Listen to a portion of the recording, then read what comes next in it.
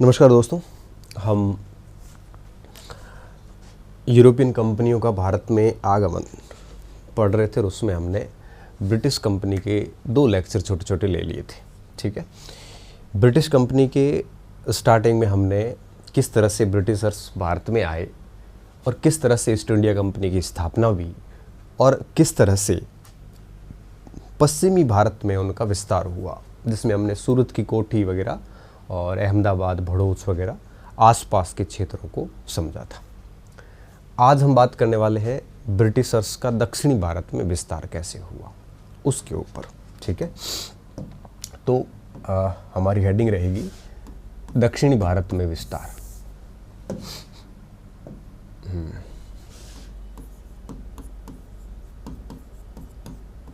दक्षिणी भारत में विस्तार।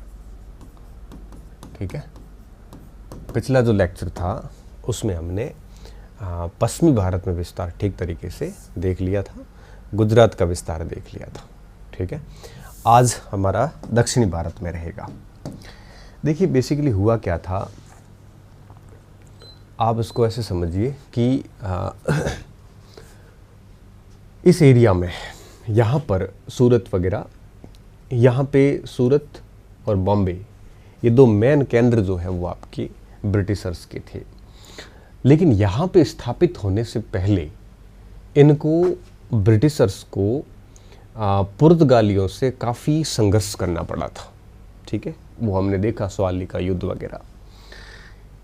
इस स्थान पे अगर अपन बात करें यहाँ पे, तो मछलीपट्टनम जो है ये इलाका आपके मसूलीपट्टनम, इस मसूलीपट्टनम में ये सबसे पहले प्रवेश करते हैं। ठीक है, सबसे पहले इनका प्रवेश कहाँ पे होता है? मसूलीपट्टनम में होता है।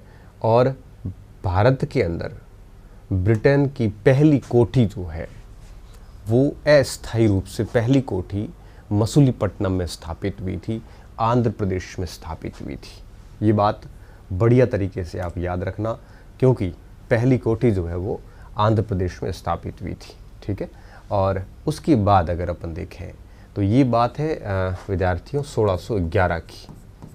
कब की है? 1611 में स्थापित हो गई थी, जबकि सूरत के अंदर व्यापारिक कोठी जो है वो 1613 में स्थापित हुई थी।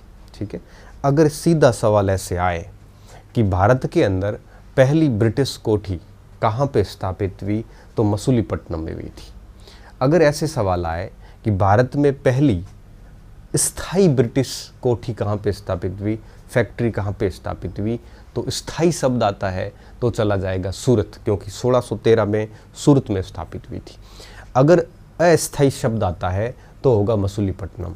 अगर स्थायी अस्थायी दोनों शब्द नहीं आते हैं, सीधा यही आता है कि भारत में पहली ब्रिटिशर्स कोठी कहाँ पे स्थापित करने में सफल रहे, तो मसूलीपट्टनम में 1611 के अंदर इन्होंने कोठी है वो स्थापित की। इस बात का आपको विशेष तौर पे ध्यान रखना है। ठीक है, तो अब हम बात को आगे शुरू करें उससे पहले ये बात को आप समझ लेना, और अब हम इसको लिखेंगे कि दक्षिणी भारत में ब्रिटिश कंपनी का विस्तार किस तरह से और कैसे हुआ था। ठीक है, अब देखिए बहुत ही आसान पॉइंट है, कोई विशेष यूँ कहिए कि झंझट वाली बात कुछ भी नहीं है, बहुत सामान्य बात है। देखिए 1611 में, कब?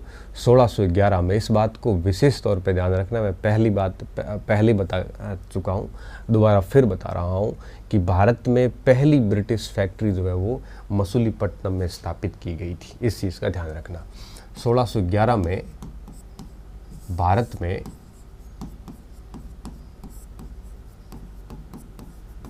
पहली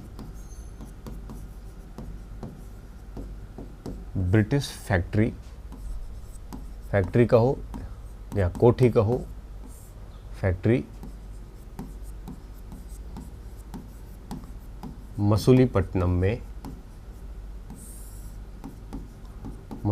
में आंध्र प्रदेश में स्थापित की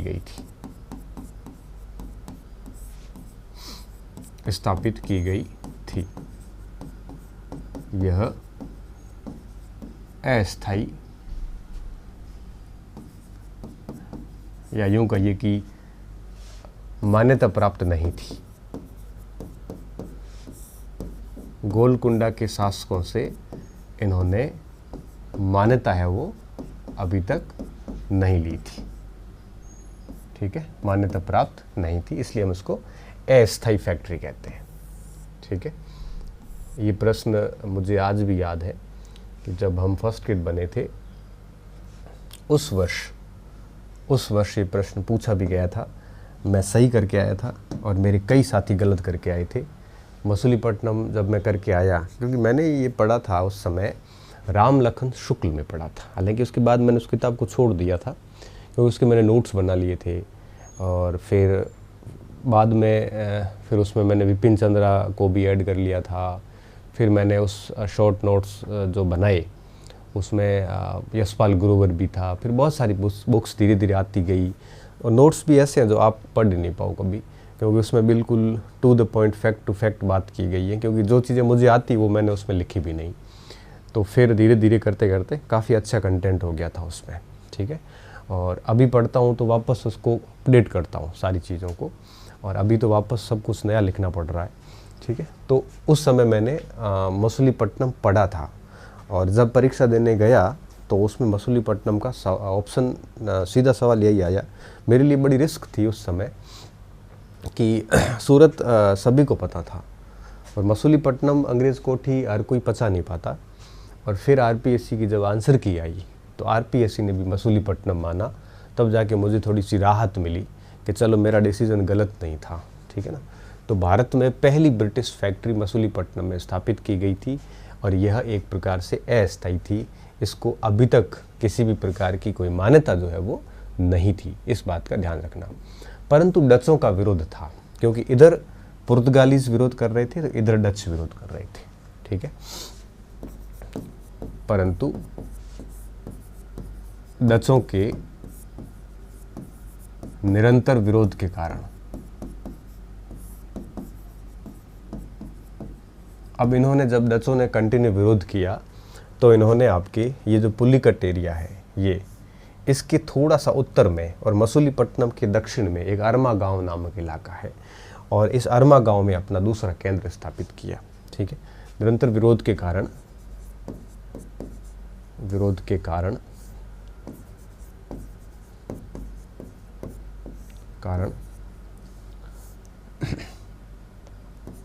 पुलिकट के उत्तर में, या आप उसको मसूलीपट्टनम के दक्षिण में भी लिख सकते हो, एक ही बात है, कि उत्तर में स्थित अरमा गांव में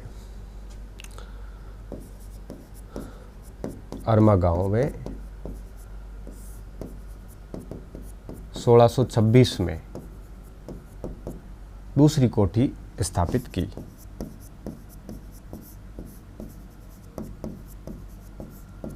लेकिन वापस बात वही आती है कि इतना आसान कार्य यहाँ पे नहीं था। और जब ये सब चीज़ें लगातार अस्थायी रूप से चल रही थी, इतना आसानी से ये लोग सेट नहीं हो पा रहे थे, तब 1626 में जब ये अरमा गांव गए तो अरमा गांव में भी ये सेट नहीं हो पाए और इनका यहाँ पर भी स्थानीय लोगों ने, स्थानीय व्यापारियों ने सपोर्ट नहीं किया। जब स्थानीय स्तर पर सपोर्ट नहीं हुआ तो ये वापस आपके मसूलीपट्टनम आ गए। और अब मसूलीपट्टनम वापस आने के बाद में इन्होंने एक नई अप्रोच लगाई। इनको ये था कि अब इस तरह से अपन अस्थायी रूप से काम नहीं कर सकते, हम क्या करते हैं, स्थायी रूप से काम करते हैं। चूँकि मसूलीपट्टनम गोलकुंडा राज्य का एक बंदरगाह था तो गोलकुंडा के सुल्तानों से इनको अनुमति लेनी ज़रूरी थी। ठीक है, तब ब्रिटिशर्स उसको अप्रोच करते हैं, किसको, गोलकुंडा के सुल्तान को। और गोलकुंडा का सुल्तान जो है वो 1632 के अंदर क्या करता है, 1632 के अंदर इनको फरमान जारी करता है। फरमान का मतलब आपके एक आदेश जारी करता है और उस आदेश के तहत गोलकुंडा का शासक उस 1632 का फरमान जारी करता है, जैसे ब्रिटिशर्स ने अपने लिए लिखा है गोल्डन फरमान।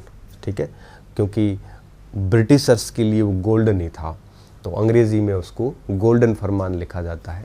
गोल्डन फरमान जारी किया और उसके तहत ब्रिटिशर्स को कई सारी अनुमतियां प्रदान की गई मसूलीपट्टनम में। पहला कि वो मसूलीपट्टनम में स्थायी कोठी खोल सकते हैं। तो इस अनुमति के बाद 1633 में इन्होंने मसूलीपट्टनम में अपना स्थायी केंद्र बनाया था। तो कई किताबों में आता है कि मसूलीपट्टनम में 1633 में कोठी खुली थी, जो कि बहुत गलत है। कोठी 1611 में ही खुल गई थी, चूँकि ये पहले मान्यता प्राप्त नहीं थी। लेकिन 1632 के गोलकुंडा के स्वर्ण या सुनहरे फरमान के तहत या गोल्डन फरमान के तहत इस कोठी को मान्यता दी गई थी, और अब ये 1633 में कोठी स्थायी कोठी हो गई थी, मान्यता प्राप्त कोठी हो गई थी। और दूसरा, गोलकुंडा राज्य के जितने भी बंदरगाह हैं उनका उपयोग भी अब ब्रिटिशर्स कर सकते हैं। सुनहरे फरमान में ये भी सुविधा जो है वो ब्रिटिश कंपनी को दी गई। किसके द्वारा? गोलकुंडा के सुल्तान के द्वारा। तो इसके बदले ब्रिटिशर्स प्रति वर्ष 500 पैगोडा राशि जो है वो, पैगोडा स्वर्ण सिक्के थे उस समय जो डचों के द्वारा ढाले जाते थे, तो वो 500 पैगोडा राशि इसकी एवज में ब्रिटिश कंपनी जो है वो गोलकुंडा के सुल्तान को प्रदान करेगी। ठीक है, तो ये 3 बातें उस सुनहरे फरमान में शामिल थी, इसलिए उसको सुनहरा फरमान कहा जाता है कि यहाँ पर ब्रिटिशर्स की एक्सपेक्टेशन से भी ज़्यादा उनको सफलता प्राप्त हुई थी। मसूलीपट्टनम में व्यापार करने का यूँ कहिए स्थायी कोठी का तो अधिकार मिला ही मिला, लेकिन सबसे बड़ी, उससे भी बड़ी बात क्या थी कि गोलकुंडा राज्य के जो विभिन्न बंदरगाह है, देखिए गोलकुंडा में आपके ये विशाखापट्टनम था, इसके नीचे आते हैं तो मद्रास था, पुडुचेरी थे ना था, ये सारे कई सारे बंदरगाह थे यहाँ पे। इन सारे बंदरगाहों पर अगर इस तरह से व्यापार करने की अगर अनुमति मिलती है तो अपने आप में बहुत बड़ी बात होती है। इससे बड़ी सफलता शायद ब्रिटिशर्स के लिए इतनी इन्होंने एक्सपेक्ट नहीं की थी। ठीक है, अब आगे देखो क्या हुआ। जब ये सारी चीज़ें हुई तो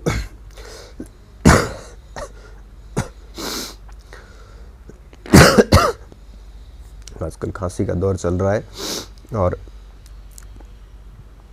खांसी कोई भी काम ठीक से करने देती नहीं है वैसे। ठीक है, अब मैं उस बात को वापस ले आ रहा हूँ।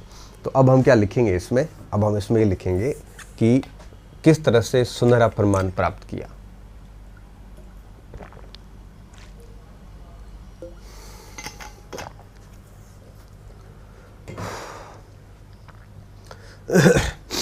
ठीक है, कोठी अरमा गांव में 1626 में दूसरी कोठी जो है वो इन्होंने स्थापित की। ठीक है, ये एक प्रकार से ठीक ठाक बात थी यहाँ पे। अब आगे देखो क्या हुआ।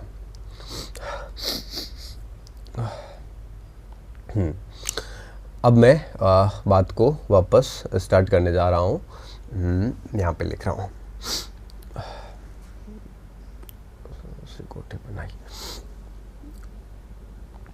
कोठी बनाई परंतु कठिनाइयाँ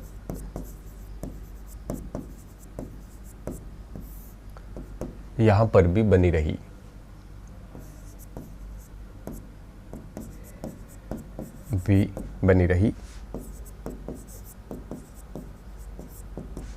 तत्पश्चात पुनः मसूलीपट्टनम आए।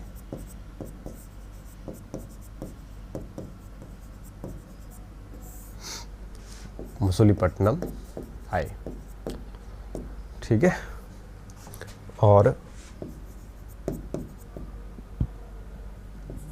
गोलकुंडा के शासक अब्दुल कुतुब शाह, गोलकुंडा शासक अब्दुल कुतुब शाह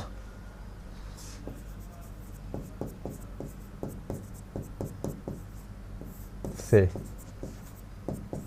विशेष रियायतें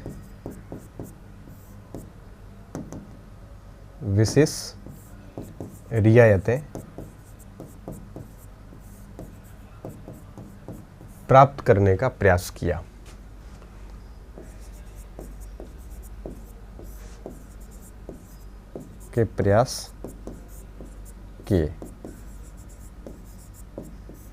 ठीक है, ये बात होगी इसमें। अब देखिए यहाँ से गोल्डन सुनहरा फरमान प्राप्त होता है।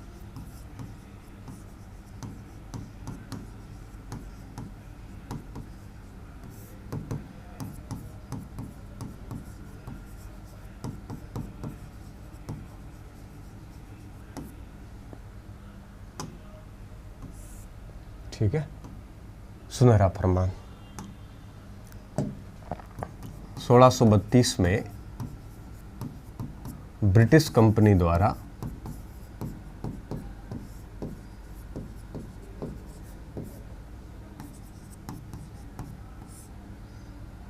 गोलकुंडा सुल्तान से, गोलकुंडा का सुल्तान यही अब्दुल कुतुब शाह था, गोलकुंडा सुल्तान से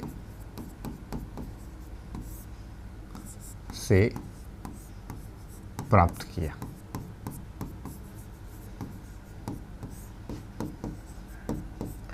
अब इसमें था क्या क्या? सबसे पहली चीज,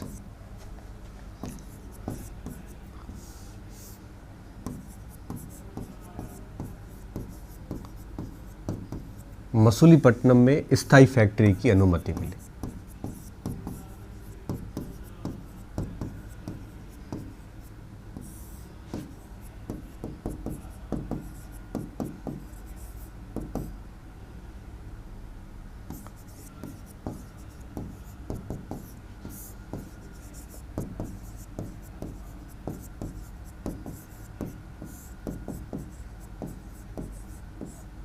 ठीक है। और आपको पता हो तो 1633 में इन्होंने ये फैक्ट्री खोल भी दी। ठीक है। तो मसूलीपट्टनम की फैक्ट्री जो है वो स्थायी फैक्ट्री कब ओपन होती है? 1633 के अंदर होती है, लेकिन पहली फैक्ट्री 1611 में स्थापित हो गई थी, वो अस्थायी थी। ठीक है, पहली बात। दूसरी बात, गोलकुंडा के बंदरगाह का उपयोग 500 पैगोडा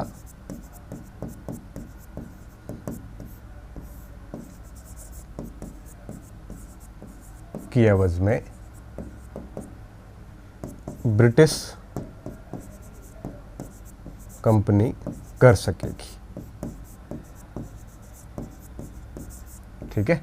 तो ब्रिटिश कंपनी को 500 पैगोडा देने थे और उसके बदले ये लोग इनको गोलकुंडा के जो बंदरगाह है उनका उपयोग करने की अनुमति देंगे। ठीक है। 500 पैगोडा वार्षिक। ठीक है, ये वार्षिक है। तो ये दो मेन बातें थी जो सुनहरा फरमान से इनको प्राप्त हुई। ये अपने आप में बहुत बड़ी बात थी। और अब देखिए क्या हुआ। ठीक है। तो आप इस पॉइंट को अच्छे से समझते जाना और पढ़ते जाना, मज़ा आएगा आपको। काफ़ी इंटरेस्टिंग है ये सारी चीज़ें। ठीक है। जल्दबाजी मत करना, क्योंकि जल्दबाजी कभी आपको सफल नहीं कर सकती। ठीक है। जल्दबाजी में अक्सर हम वो मात खाते हैं। तो दक्षिणी भारत में इस तरह से इनका विस्तार का कार्य शुरू हुआ। आप लिखो इसको आराम से, फिर मैं आगे लाता हूँ। अब देखिए, ये रोज़ाना की जो समस्या बनी हुई थी, अब ये डेली डेली हैंडल नहीं होती। कभी गोलकुंडा से परेशानी, कभी स्थानीय व्यापारियों से परेशानी, कभी आपके डचों से परेशानी। तो इस सारी नित्य की जो समस्याएं थी, इनसे निपटने के लिए इन्होंने एक और प्रयास किया। ब्रिटिश कंपनी ने, इन्होंने फ्रांसिस डे नामक एक व्यक्ति था और उसको भेजा यहाँ पे। जो चंद्रनगर का राजा है, चंद्रनगर उस समय आप यूँ कहिए कि विजयनगर साम्राज्य के ध्वंस अवशेष थे वो। मतलब विजयनगर साम्राज्य तो तालीकोटा का युद्ध हमने देखा था, थोड़ा सा पढ़ा था, उसमें ध्वंस हो गया था।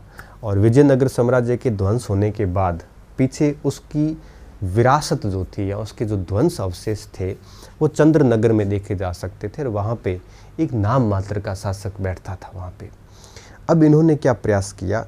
इन्होंने ये प्रयास किया कि अब हम क्या करते हैं, अब हम चंद्रनगर के शासक से कोई ऐसा क्षेत्र ले लेते हैं जो व्यापारिक दृष्टि से महत्वपूर्ण हो और जिसे हम हमारा कार्यालय बना सकें। अब इनके दिमाग में ये बात बस गई थी। और फ्रांसिस डे नामक व्यक्ति इस उद्देश्य के साथ में जाता है। किसके पास में? चंद्रनगर के शासक के पास में, जो कि विजयनगर साम्राज्य का नाम मात्र शासक आप कह सकते हो, उसको उत्तराधिकारी कह सकते हो। वहाँ जाता है और वहाँ जाने के बाद में वो पूरी बात रखता है अपनी, और उससे उन्होंने मद्रास का एरिया जो है वो आपके खरीद लिया। ये मद्रास क्षेत्र जो था आपके, इस पूरे इलाके को इन्होंने खरीद लिया। और मद्रास को जब चंद्रनगर के साथ में खरीद लिया इन्होंने, तो वहाँ पर इन्होंने अपना मेन केंद्र बनाने की प्लानिंग करी। और यहाँ पर इन्होंने फोर्ट जॉर्ज या फोर्ट सेंट जॉर्ज आप कह सकते हो की स्थापना की, और मसूलीपट्टनम के स्थान पे अपना मेन कार्यालय मद्रास में स्थापित किया, और इस पूरे कोरोमंडल तट का मेन मुख्यालय मद्रास में बनाया।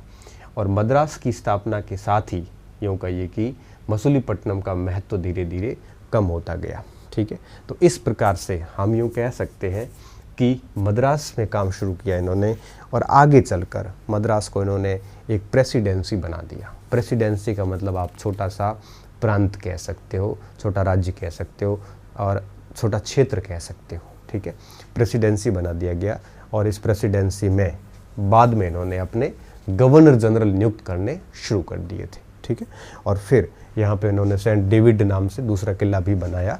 तो इस बात को हम अभी आगे लिखेंगे। ठीक है, आप ये जो देख रहे हैं ये सेंट फोर्ट जॉर्ज है, और ये सेंट फोर्ट जॉर्ज जो है आपके यूँ कहिए कि अंग्रेज़ों के द्वारा बनाया गया था। और अब हम इसको आगे समझने वाले हैं। ठीक है,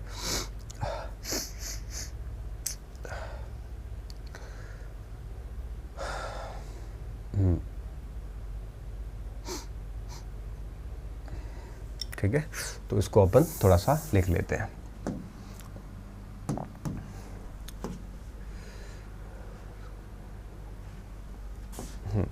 फिर देखिए आगे क्या हुआ। अब ये सारी चीज़ें समझने के बाद में फिर आगे आएगा कि 1639 में, ठीक है, फ्रांसिस डे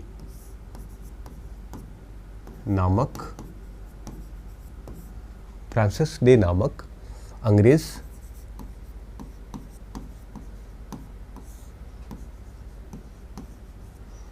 चंद्रनगर, जो कि आपके विजयनगर साम्राज्य का प्रतिनिधि था,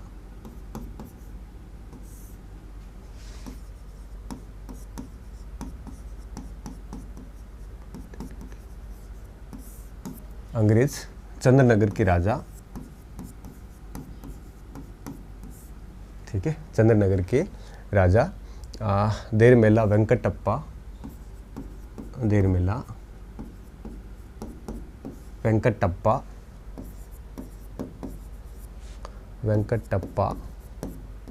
से मद्रास नगर पट्टे पर ले लेता है।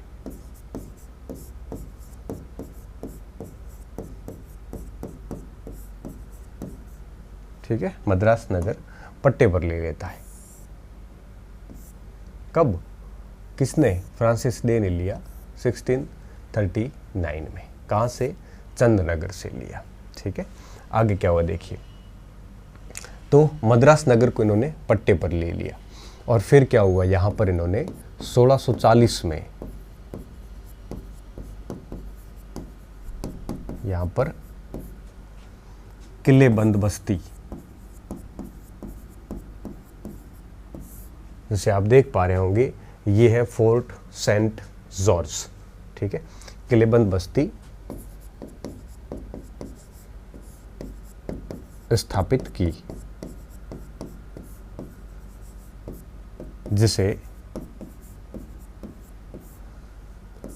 फोर्ट सेंट जॉर्ज, मतलब सेंट जॉर्ज इनके ईसाई धर्म गुरु है, ठीक है, उनके नाम पर बसा दिए। फोर्ट सेंट जॉर्ज नाम दिया गया। ठीक है, नाम दिया गया।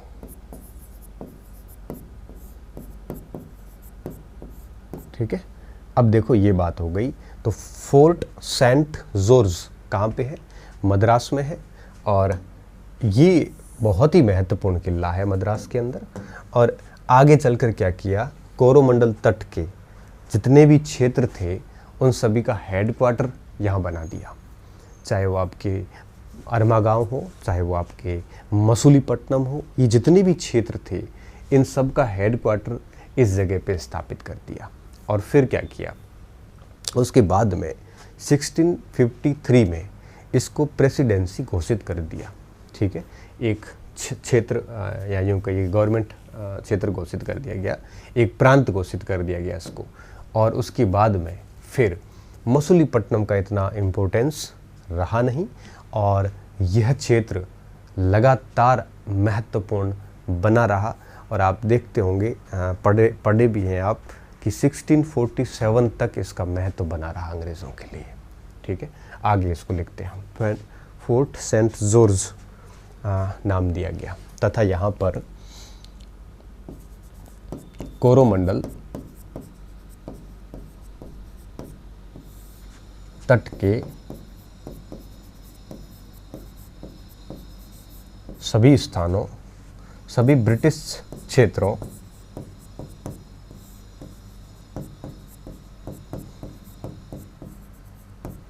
का हेडक्वार्टर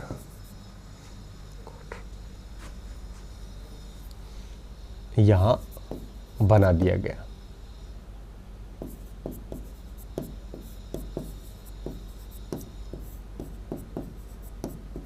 ठीक है, यहाँ बना दिया गया। और अब देखिए क्या हुआ, मसूलीपट्टनम का महत्व घट गया। पट्टनम का महत्व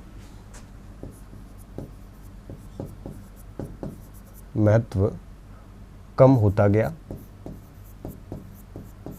क्योंकि अब देखो इन्होंने अपना यहाँ पे पूरा सेटअप बना दिया।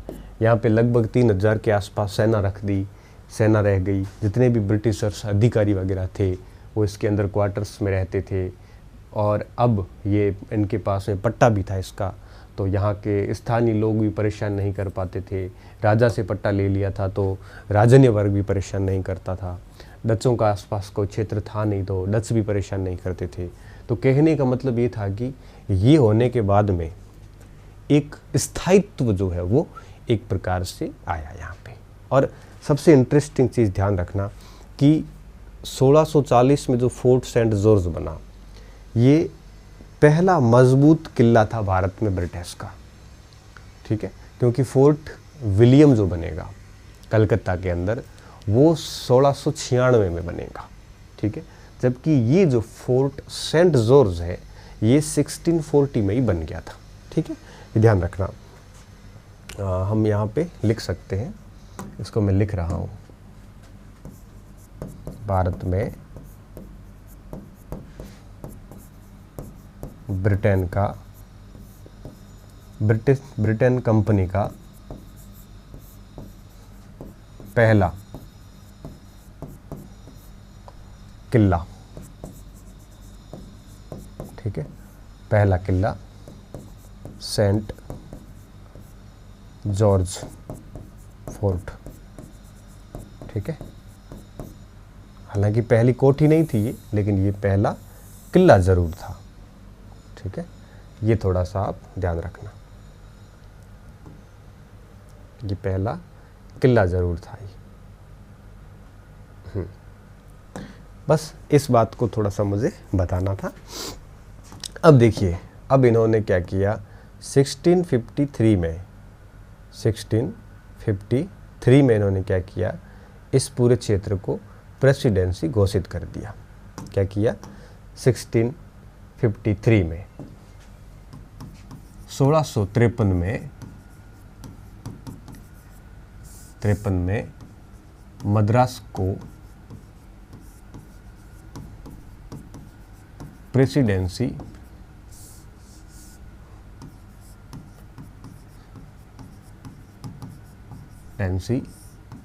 घोषित किया। ठीक है, ये प्रेसिडेंसी भी प्रथम ही थी। टोटल 3 प्रेसिडेंसी रही थी, मद्रास, बम्बई और कलकत्ता। ठीक है, दोनों बाद की है, ये पहली प्रेसिडेंसी है। 1653 में मद्रास को प्रेसिडेंसी घोषित किया। ठीक है, घोषित किया। तत्पश्चात प्रेसिडेंसी घोषित करने का मतलब क्या हुआ? प्रेसिडेंसी का मतलब हो गया कि ये इनका हेडक्वार्टर बन गया था और अब पूरे इस क्षेत्र का आधिपत्य या पूरे इस क्षेत्र के एडमिनिस्ट्रेटिव कार्य जो है वो यहाँ पे होंगे, ठीक है। और एडवर्ड विंटर को यहाँ का पहला प्रेसिडेंट बनाया। तत्पश्चात 1661 में एडवर्ड विंटर को यहाँ का पहला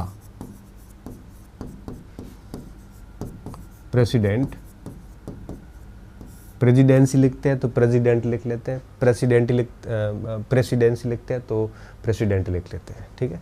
पहला प्रेसिडेंट, वो एस को आप ज भी लिख सकते हैं, स भी लिख सकते हैं, वो अंग्रेजी वाले अपने हिसाब से कर लेंगे। पहला प्रेसिडेंट, प्रेसिडेंट को गवर्नर भी बोलते थे,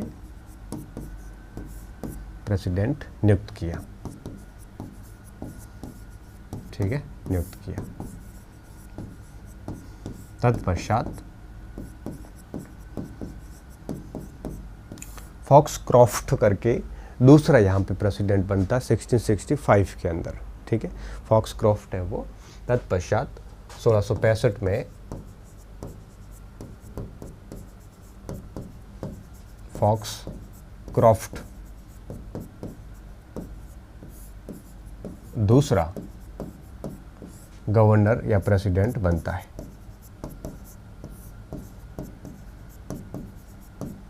ठीक है।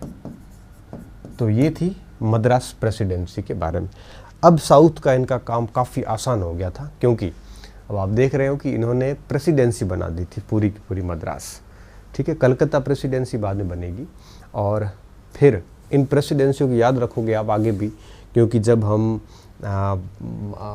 आगे मराठा आंग्ल युद्ध पढ़ेंगे तब इन तीन प्रेसिडेंसियों के बीच में आपस में जो टक्कर हुई थी उसके बारे में भी पढ़ेंगे।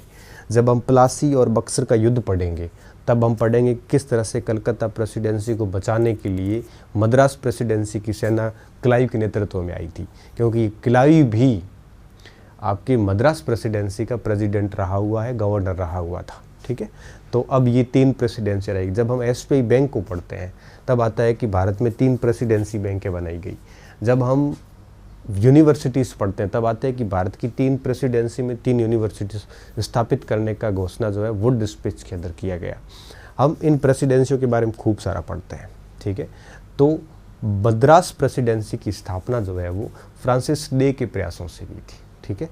जब हम कलकत्ता प्रेसिडेंसी पढ़ते हैं तब हम लिखते हैं कि जॉर्ज चॉर्नोक के द्वारा आपके कलकत्ता प्रेसिडेंसी आया और गेराल्ड ओंगियार के नेतृत्व में बम्बई प्रेसिडेंसी को एक प्रकार से स्थापित किया गया। तो ये 3 प्रेसिडेंसियाँ बहुत महत्वपूर्ण हैं। फिर यही 3 प्रेसिडेंसी आगे चलकर फिर 14 प्रांतों का रूप लेती, जो हम स्वतंत्रता संग्राम में पढ़ते हैं।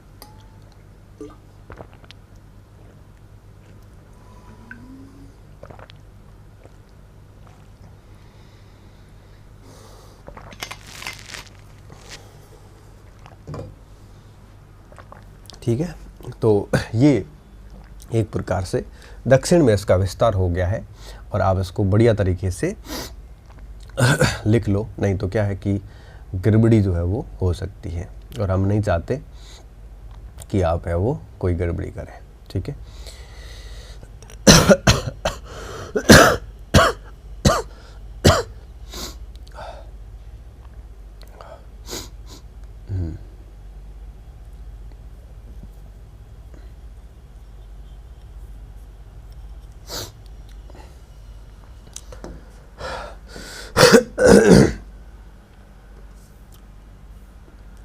ये वर्तमान में इसका फोटो है,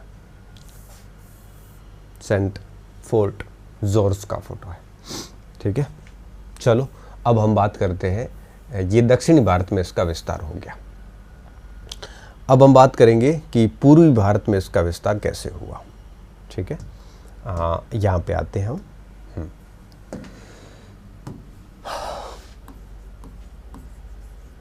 पूर्वी भारत में विस्तार,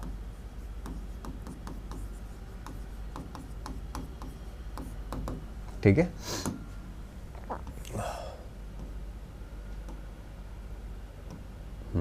पूर्वी भारत का तात्पर्य आता है सीधा बंगाल व उड़ीसा से, ठीक है। तो बंगाल और उड़ीसा जो है ये आपके पूर्वी भारत के अंदर रह जाएंगे। और अब हम देखेंगे कि इसका यहाँ पे विस्तार कैसे हुआ, ठीक है। आप इस मैप को अगर देखोगे तो मैप थोड़ा पीछे रह गया हमारे यहाँ पे। ये जो इलाका है ये, ठीक है। अब हम इस इलाके की बात करेंगे कि यहाँ पर ब्रिटिशर उसने अपना विस्तार जो है वो कैसे किया था, ठीक है। अब देखिए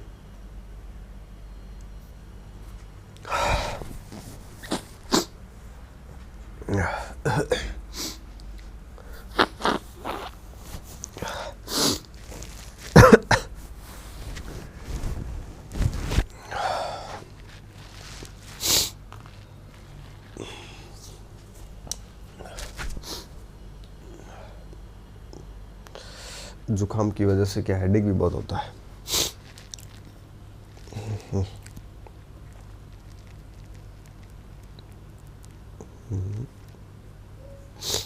ठीक है, अब चलो कोई बात नहीं।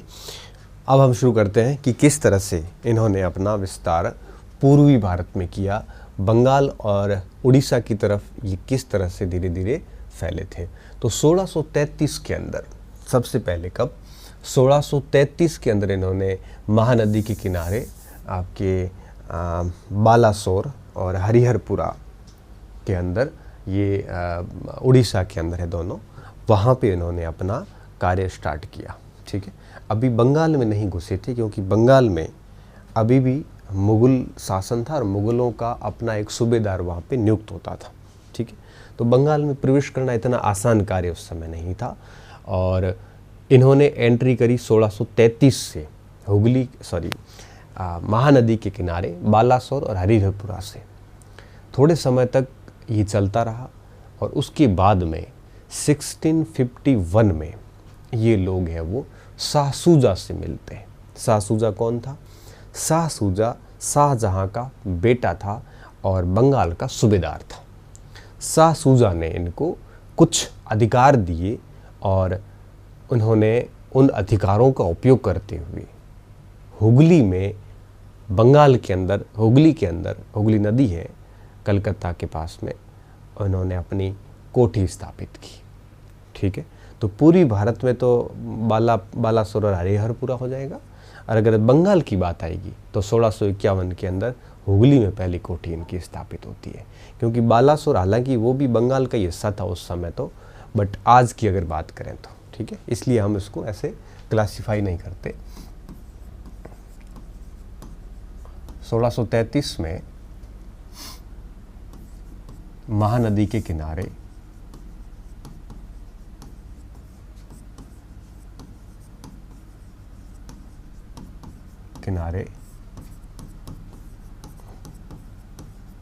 हरिहरपुरा व बालासोर, ठीक है, वर्तमान उड़ीसा, पहले ये बंगाल में था, में 1633 में महानदी के किनारे हरिहरपुरा व बालासोर में रॉल्फ कॉल्टब्रिथ के प्रयासों से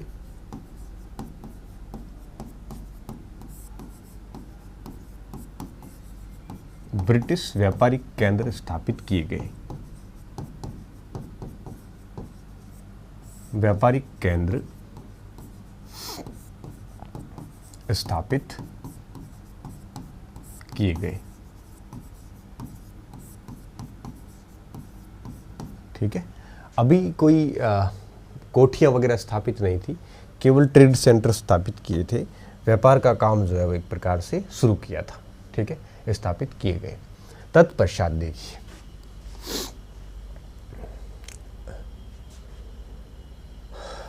किए गए, परंतु मुगल परंतु ब्रिटिश कंपनी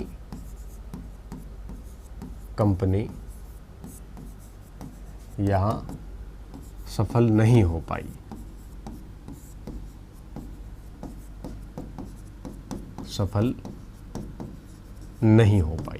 ठीक है, तो देखिए पहला जो प्रयास था वो 1633 में होता है, हरिहरपुरा बालासोर के अंदर होता है, और ये ठीक ठाक तरीके से आ गए थे, बट सफल है वो नहीं हुए। परंतु आगे क्या होगा देखिए, अब आपकी शाह शुजा से अनुमति लेके 1651 के अंदर बंगाल के अंदर हुगली में ये अपना पहला व्यापारिक कोठी है वो स्थापित करेंगे, और यहाँ पे फिर है वो आपके आगे का कार्य जो है वो शुरू होगा। ठीक है, अब पहली सफलता इनको मिलने वाली बंगाल के अंदर, क्योंकि 1651 ये वो सन है जब ये गुजरात के अंदर, गुजरात महाराष्ट्र में बढ़िया तरीके से स्थापित हो चुके थे। दक्षिणी भारत में आप देखो 1651 की बात है, ये 1653 में मद्रास प्रेसिडेंसी बना दी थी इन्होंने, दक्षिण में भी स्थापित हो चुके थे। अब इनको पूर्व में स्थापित होके और उस पूरी एरिया को अपने कब्जे में करना था।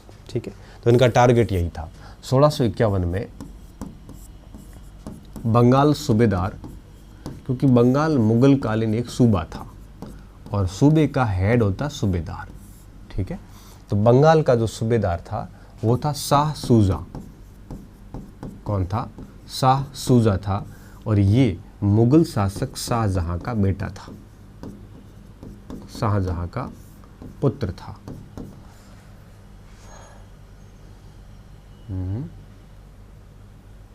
शाहजहां का पुत्र। ठीक है, तो बंगाल सूबेदार शुजा से फरमान प्राप्त करके, फरमान जरूरी था।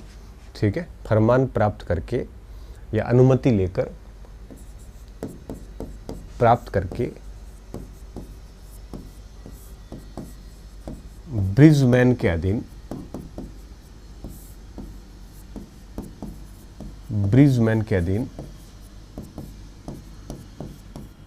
हुगली में पहली व्यापारिक कोठी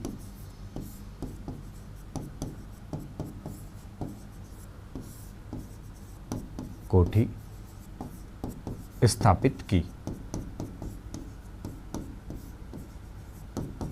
पहली व्यापारिक कोठी स्थापित की कहाँ पे? हुगली में।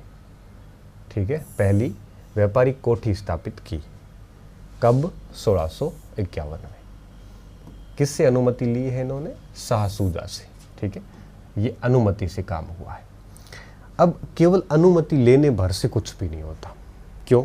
क्योंकि वहाँ पे स्थानीय जो व्यापारी थे उनको भी एक प्रकार से राजी करना पड़ता था।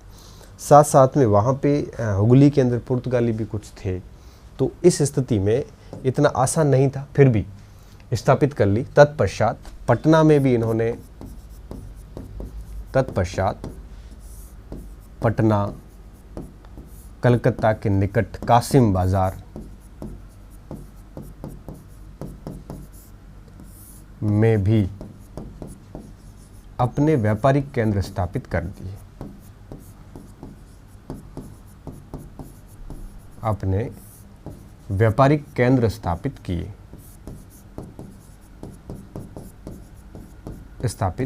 किए तथा 1658 में इन सबका हेडक्वार्टर जो है वो फोर्ट सेंट जॉर्ज में स्थापित कर दिया, मद्रास से स्थापित किए तथा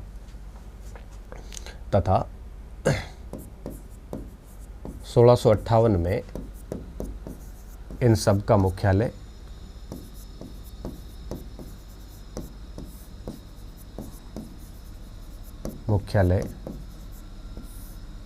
फोर्ट सेंट जॉर्ज मद्रास कर दिया गया।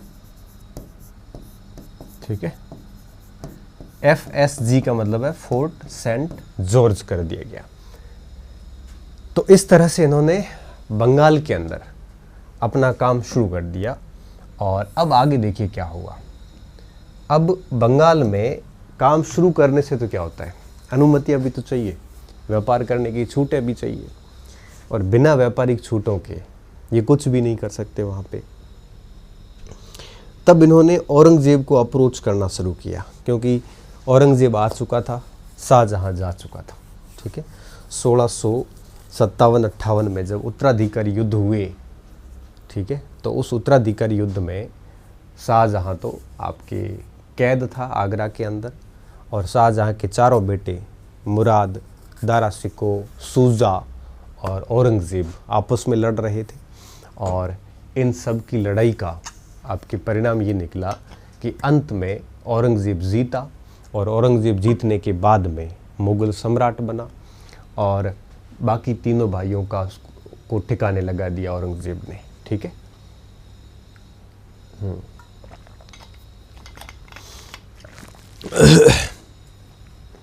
तो इस तरह से बाकी तीनों भाइयों को तो उसने सेट कर दिया। अब आगे क्या होगा, अब औरंगज़ेब शासक बन चुका था, और बंगाल में अगर आपको व्यापार करना है कंपनी को, तो निश्चित तौर पे अब आपको बंगाल के सूबेदार से और छूटें लेनी पड़ेगी, और बिना छूटों के आप व्यापार नहीं कर सकते। और बंगाल का सूबेदार छूटें तभी देगा जब औरंगज़ेब उसको कुछ कहेगा, उसके बाद ही आपके बंगाल का सूबेदार जो है वो छूट दे सकता है। अब देखिए क्या होगा। तो हालांकि शाह शुजा ने 3000 रुपये लेकर वार्षिक कुछ छूटें दी थी। वो उसने जब डॉक्टर बैटन ने, गैब्रियल बैटन ने जब इसका इलाज किया था, तो एक मुग़ल महिला का, तो शाहजहाँ के कहने पर कुछ छूटें 1651 में दी थी, लेकिन वो पर्याप्त नहीं थी। ठीक है, कुछ छूटें तो दी, तभी तो ये आपके ब्रिजमैन के अधीन हुगली में कोठी स्थापित कर पाए थे। तो क्या छूटें दी थी, थोड़ा यहाँ पे मैं लिख लेता हूँ, फिर अपन आगे बढ़ते हैं। ठीक है, ठीक है। अब वो छूटें क्या थी तो लिखना भूल गए थे, अभी नीचे लिख लेते हैं हम।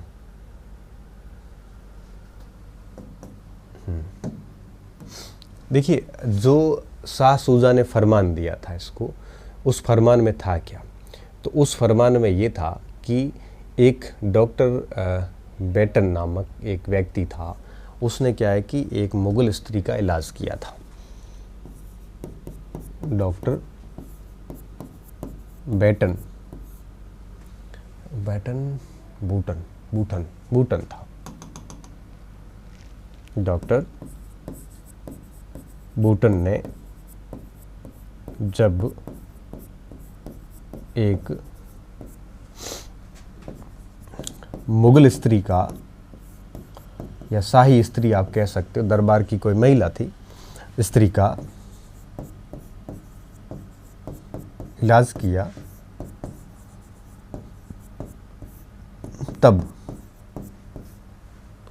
तब शाहजहाँ के कहने पर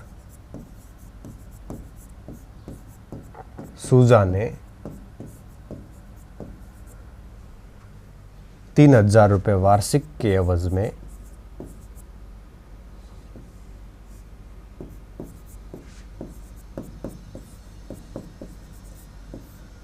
में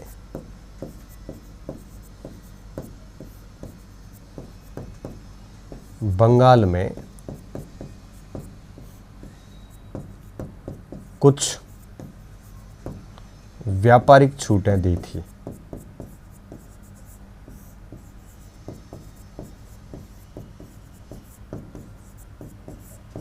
ठीक है, आगरा में भी दी थी। आगरा में आपके 1647 में दी थी। तो कुछ छूटें जो दी थी उसी का फ़ायदा लेके इन्होंने क्या किया था, हुगली में एक कोठी स्थापित की थी। लेकिन वो व्यापारिक छूटें बहुत लिमिटेड थी, बहुत कम थी, तो फिर कोई ज़्यादा कुछ आपके यूँ कहिए कि मिल नहीं रहा था। कई सारे एक्स्ट्रा टैक्सेस देने पड़ रहे थे, क्योंकि छूट तो थी व्यापार करने की, लेकिन चूंगी बहुत देनी पड़ रही थी, कई सारे और भी कर देने पड़ रहे थे। फिर औरंगज़ेब शासक बना तो 1672 ईस्वी में शाइस्ता खान, जो हमने शिवाजी में पढ़ा है, उस शाइस्ता खान के नेतृत्व में एक अभियान, आपको पता होगा कि शिवाजी के विरुद्ध भी भेजा था, उसी शाइस्ता खान को बंगाल का सूबेदार बना के भेजा, निराश होकर। ठीक है, तो शाइस्ता खान जब बंगाल आया तो बंगाल का सूबेदार था, और उसने 1672 में एक फरमान जारी करके कुछ और छूटें जो है वो मुगलों को प्रदान की थी। ठीक है, तो इस बात को भी हम आगे लिखते हैं।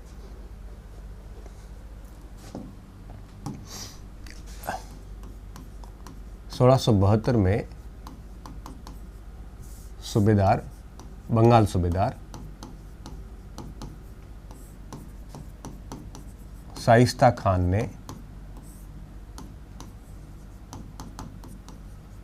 ने ब्रिटिश कंपनी को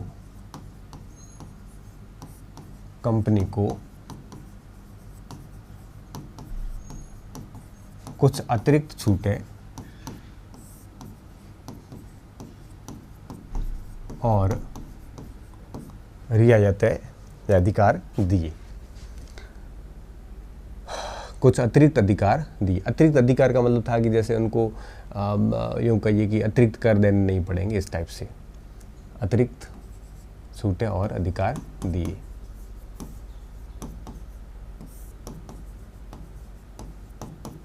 ठीक है, एक तो 1672 की बात हो गई। उसके बाद में 1680 में औरंगज़ेब ने क्या किया? औरंगज़ेब ने एक और फरमान जारी किया। उसके तहत उसने कहा कि भाई हम जो है वो आपके ऊपर, आपको बिना फालतू परेशान नहीं करेंगे, आप बस हमें जितना भी टोटल व्यापार होता है उसका 2% टैक्स दे देना चोंगी के रूप में, और 1.5% जजिया दे देना। ठीक है, हम आपको परेशान बिल्कुल भी नहीं करेंगे।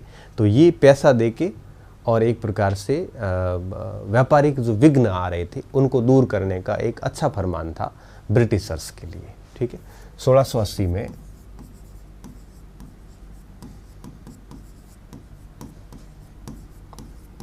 औरंगज़ेब ने एक फरमान द्वारा 2% चुंगी तथा 1.5% जजिया, 1.5% जजिया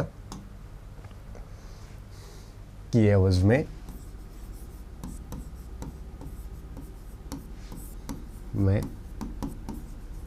कंपनी को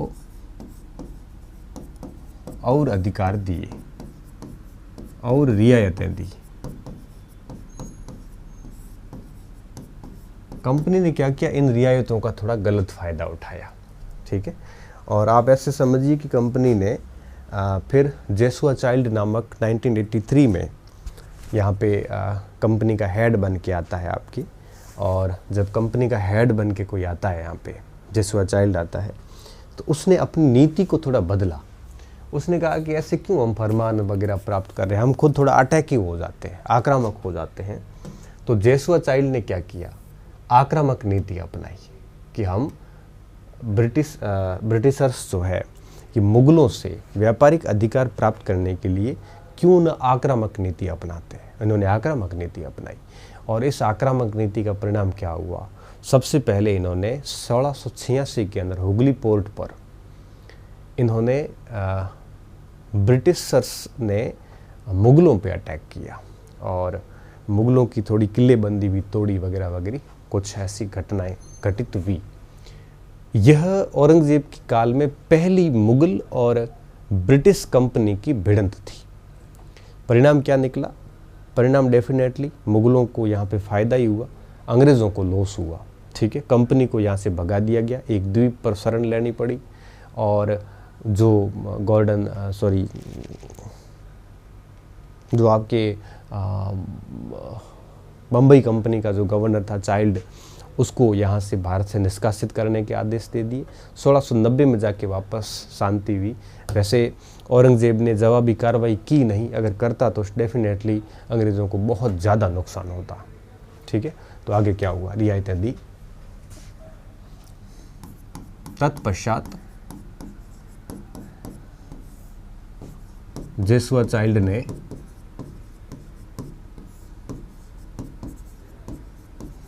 जेसुआ चाइल्ड ने 1683 में व्यापारिक अधिकार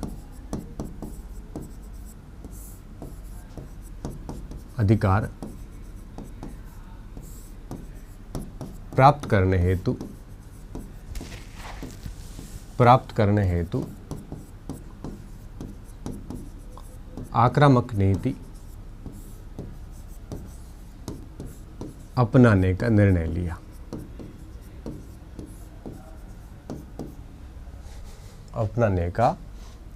लिया।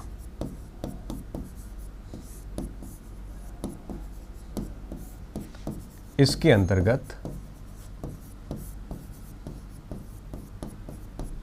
अंतर्गत 1686 में हुगली में पहली बार मुगल व ब्रिटिश कंपनी के मध्य लड़ाई हुई।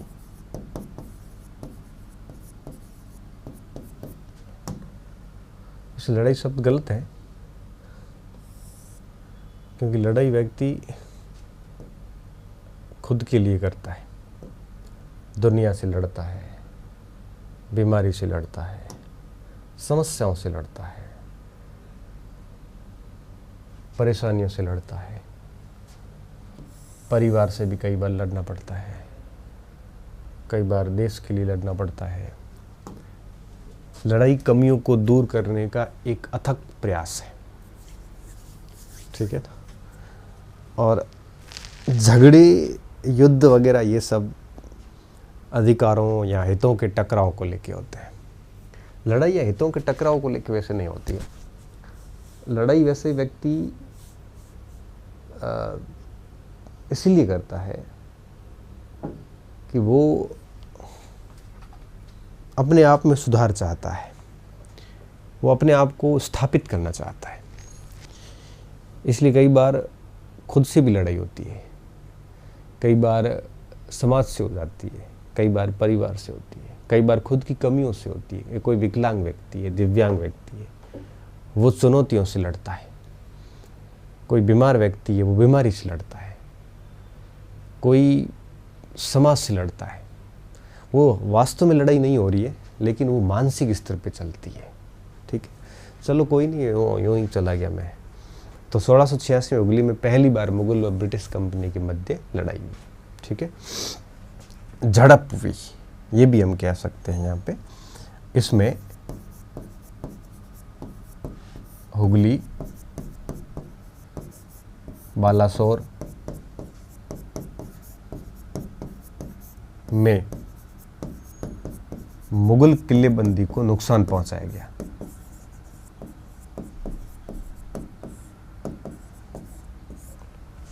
को क्षति पहुंचाई गई।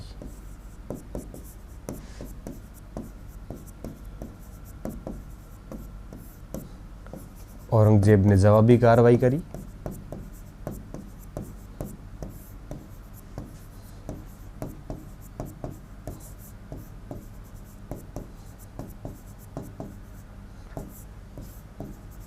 ठीक है, अंग्रेज भाग गए।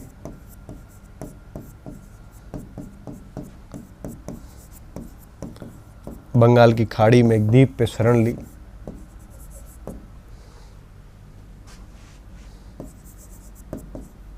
खाड़ी में द्वीप पर शरण ली, तो अल्टीमेटली नुकसान ही हुआ। एक जगह बैठे थे, आराम से व्यापार कर रहे थे, धीरे धीरे बढ़ रहे थे, बट इन लड़ाई झगड़ों के चक्कर में इनको क्या हुआ, लॉस हुआ यहाँ पे, ठीक है। फिर आगे क्या हुआ, औरंगजेब ने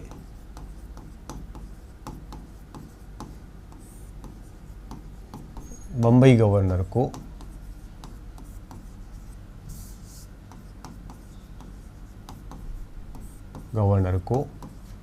बम्बई की प्रेसिडेंसी बन चुकी थी।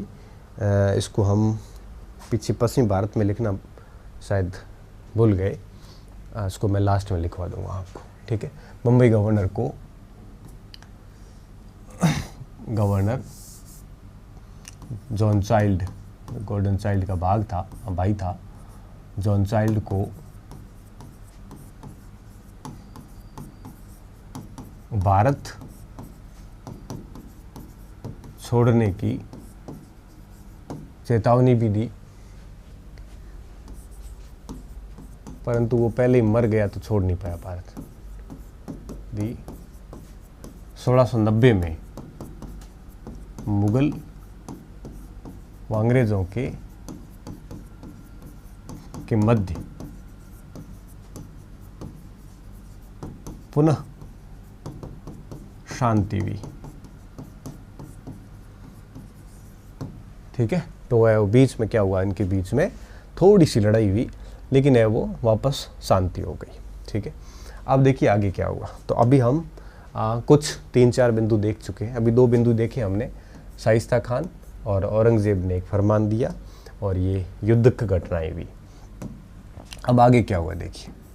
अब कलकत्ता की स्थापना होगी 1690 के अंदर। जब वापस शांति व्यवस्था स्थापित हुई तो आपके यहाँ पे क्या हुआ कि जब चौरनौक जो थे उनको है वो एक विशेष छूटें दी गई थी। तो जॉब चौरनौक ने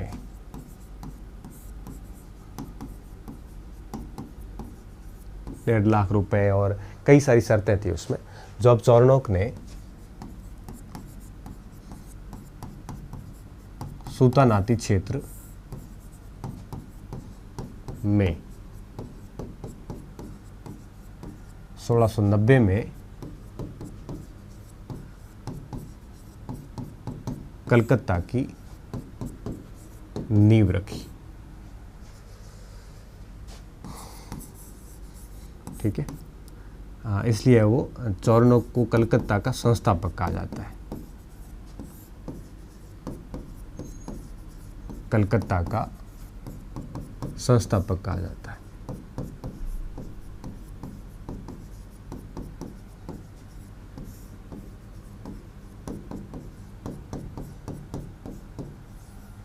ठीक है, चौरनौक को क्या कहा जाता है, कलकत्ता का संस्थापक कहा जाता है कि इसी ने कलकत्ता को स्थापित किया था।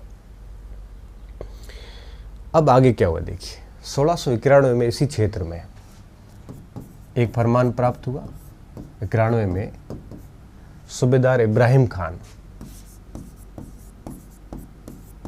सूबेदार, अब देखो बंगाल के सूबेदार जो है वो कंटिन्यू बदलते रहते थे, सेम नहीं रहते थे। सूबेदार इब्राहिम खान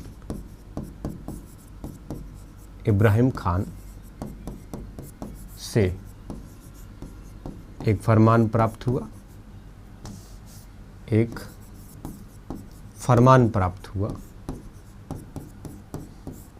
हुआ जिसके अंतर्गत 3000 रुपये वार्षिक के साथ में आपकी कर मुक्त व्यापार का एक प्रकार से सुविधा प्राप्त हुई, ठीक है। जिसके अंतर्गत 3000 रुपये वार्षिक की एवज में, ठीक है, इस क्षेत्र में मुक्त व्यापार, चुंगी मुक्त व्यापार की छूट प्राप्त हुई, ठीक है, छूट प्राप्त हुई।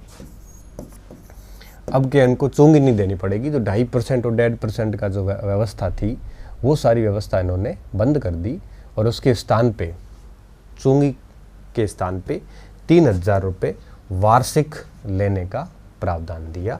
और अब ये हो गया, इनको फ्री ट्रेड की अनुमति मिली बंगाल के अंदर, ठीक है।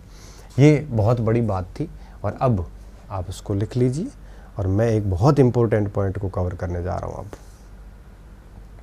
ये है विद्यार्थियों fort William college, sorry colony, ठीक है। सेंट जॉर्ज है, उसी तरह से ये फोर्ट विलियम है। अब हुआ क्या, 1696 के अंदर, 1696 के अंदर सबसे बड़ी बात हुई यहाँ पे कि उस समय बंगाल के बर्दवान के कुछ ज़मींदारों ने विद्रोह कर दिया था, और ज़मींदारों का जब विद्रोह हुआ तो उस विद्रोह का हवाला देते हुए इस कलकत्ता का जो क्षेत्र था, सुल्तानाती का एरिया, यहाँ पे अंग्रेज़ों ने किलेबंदी करनी शुरू की, ये कहते हुए कि ज़मींदार लोगों से हमें खतरा है। 1696 में किलेबंदी शुरू कर दी। 1698 में बंगाल के सूबेदार से इनको 3 इलाकों की ज़मींदारी प्राप्त हुई। ज़मींदारी प्राप्त होने का मतलब है कि यहाँ पे वो 3 इलाके, सुल्तानाती, कालीघाट और गोविंदपुरा, इन तीनों में अंग्रेज जो है वो टैक्स वसूल कर सकते थे, और ये तीनों इलाके महज 1200 रुपये में इन्होंने ले लिए। 3 इलाकों की ज़मींदारी 1200 रुपये में खरीद ली।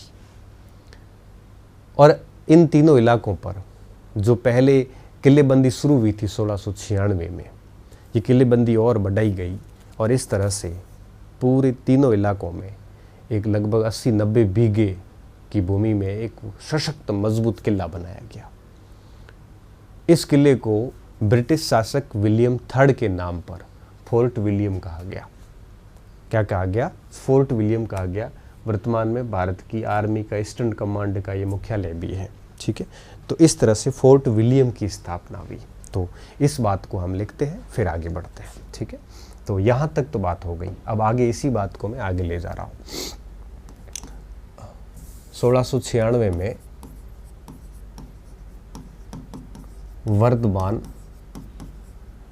वर्धमान के जमींदार सोब सिंह के विद्रोह के कारण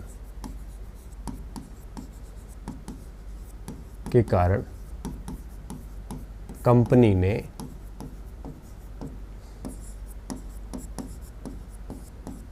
सुल्तानाती में किलेबंदी शुरू की। विद्यार्थियों, यही किलेबंदी फोर्ट विलियम का रूप लेगी आगे जाके। किलेबंदी आरंभ की, ठीक है। किलेबंदी आरंभ की, पहली बात, ठीक है। दूसरी बात, बंगाल सूबेदार अजीमुसान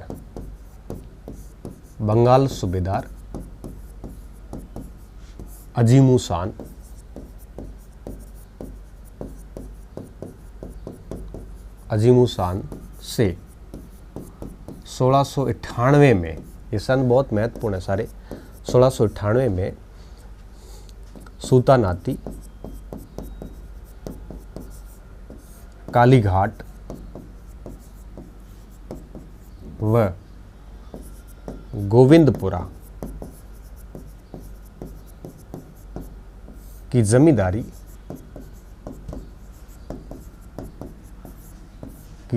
ये 3 क्षेत्र कई बार पूछते हैं, ठीक है, कि जमींदारी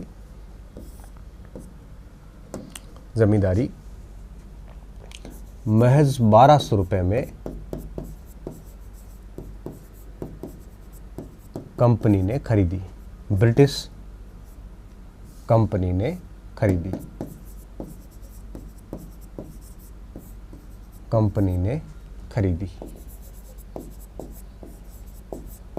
ठीक है।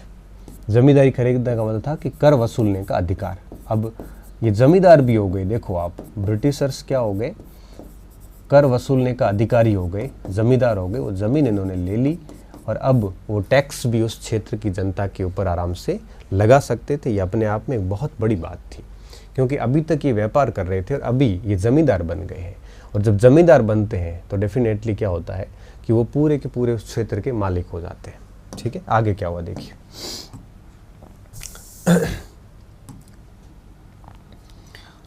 तत्पश्चात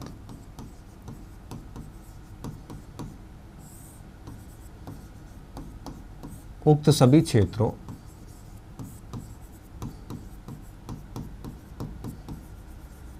की मजबूत किलेबंदी की गई।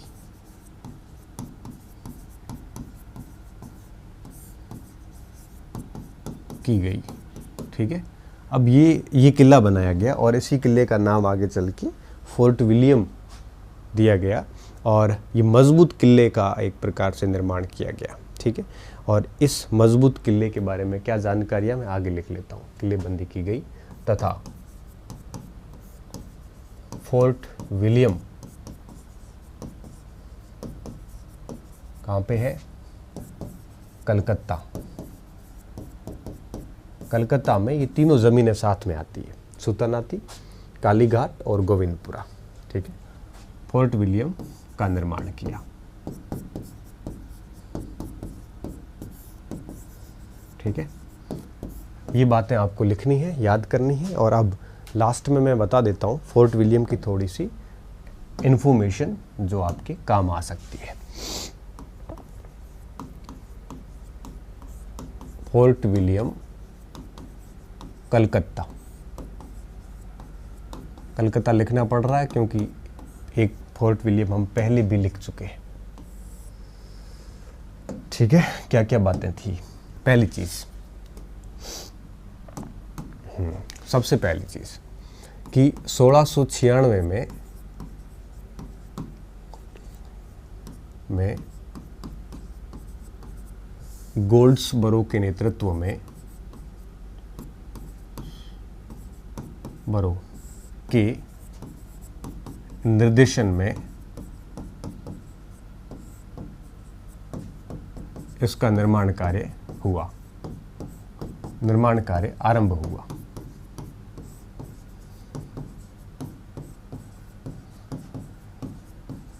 पहली बात तो ये, तो कलकत्ता की किलेबंदी कब शुरू हुई थी? 1696 के अंदर, पहली बात। दूसरी बात क्या हुआ और ये कहाँ पे है निर्माण कार्य आरंभ हुआ? जो कि हुगली के पूर्वी तटों पर,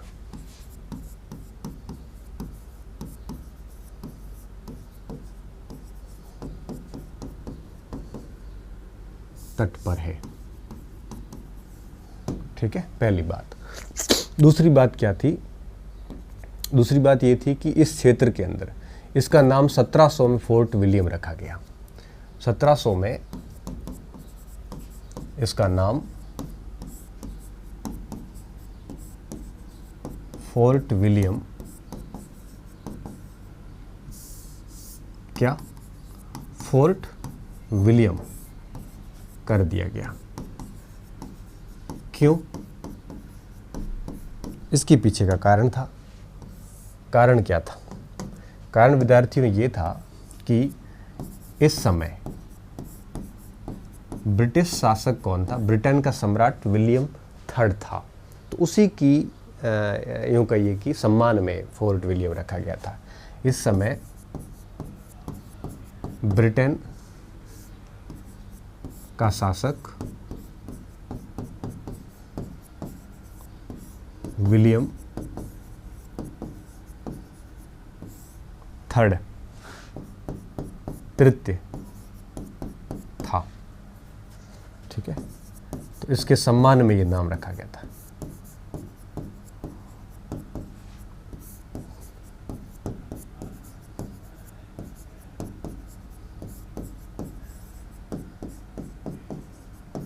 ठीक है, एक चीज़ और ध्यान रखना, जो ये विलियम थर्ड है, ये ब्रिटेन का शासक बनने से पूर्व ये स्कॉटलैंड का भी शासक था, उससे पूर्व था।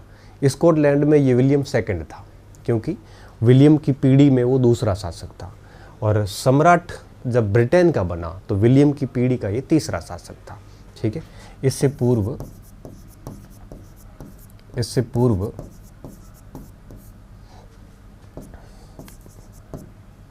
ये स्कॉटलैंड का शासक था। स्कॉटलैंड का शासक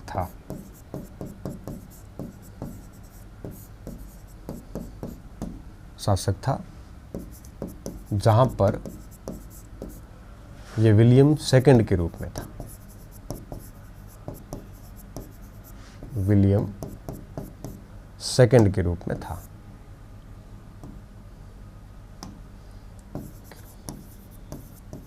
ठीक है। तो वहाँ पे क्या है कि जैसे अब इसका जैसे बेटा है विलियम थर्ड का, वो अगर फिर राजा बनता है तो वो विलियम चतुर्थ हो जाएगा। अगर वो स्कॉटलैंड का भी राजा रहा है तो वो विलियम थर्ड वो वहाँ हो जाएगा, स्कॉटलैंड में चतुर्थ हो जाएगा ब्रिटेन के सम्राट के रूप में। ठीक है।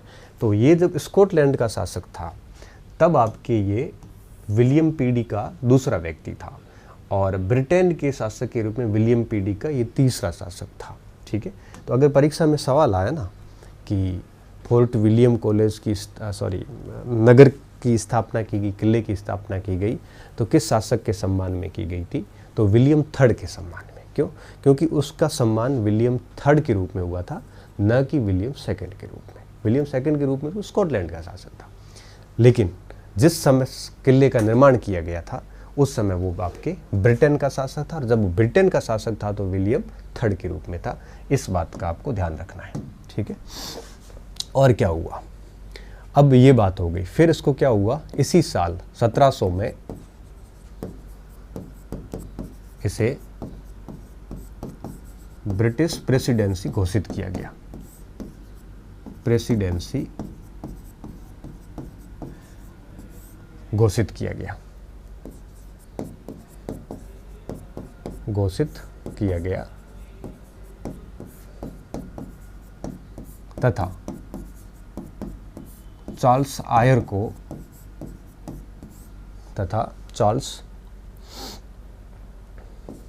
को इसका पहला प्रेसिडेंट बनाया गया। प्रेसिडेंट बनाया गया। ठीक है। तो पहला ब्रिटिश प्रेसिडेंसी जो बंगाल की थी उसका गवर्नर कौन था, चार्ल्स आयर उसका गवर्नर था। इस बात का भी आपको विशेष तौर पे ध्यान रखना है। ठीक है। तो ये थी फोर्ट विलियम कलकत्ता की बातें। तो इस तरह से कलकत्ता में इनका प्रसार हुआ था। ठीक है। तो ये भारत में इसका प्रसार हो गया है पूरा, और अब कल हम इसके कुछ बच्चे खुचे पॉइंट्स जो है वो क्लियर करेंगे। ठीक है। बहुत बहुत धन्यवाद विद्यार्थियों, अच्छे रहिए, मस्त रहिए और पढ़ते रहिए।